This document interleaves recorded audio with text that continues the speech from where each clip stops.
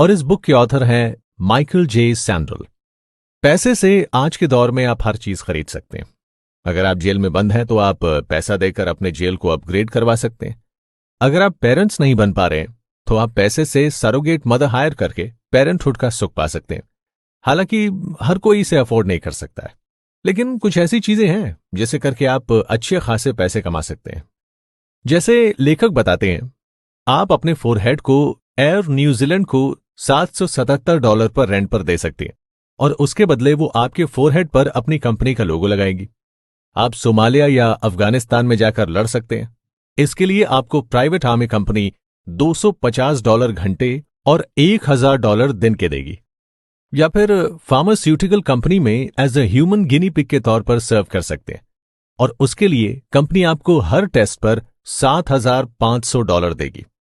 अगर आपको ये सब बातें मजाक लग रही हैं तो ये मजाक नहीं है, 100% सच है।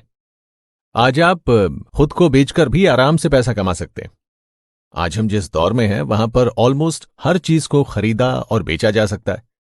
पिछले 3 दशकों में हमारी लाइफ को मार्केट और मार्केट वैल्यूज ने ही गवर्न किया और हमें खुद ही नहीं मालूम है कि ये किस तरह से हुआ।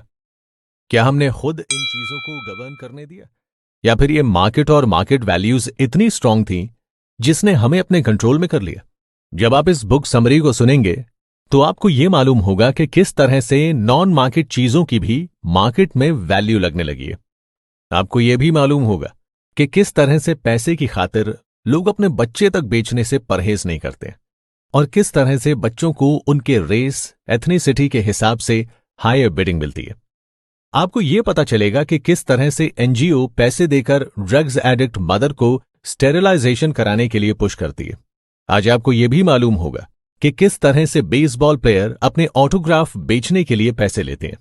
और क्या आपको मालूम है कि माइकल जैक्सन ने लगभग $1 मिलियन देकर एक प्रेशियस अवार्ड खरीदा था? इस बुक समरी में आपको यह मालूम होगा कि किस तरह से मॉरल वैल्यूज की चीजें भी अब मार्केट में बिकने लगी हैं। अब बस कुछ ही चीजें हैं जिसे बेचा नहीं जा सकता है। तो चलिए सुनते हैं इस इंटरेस्टिंग बुक समरी को।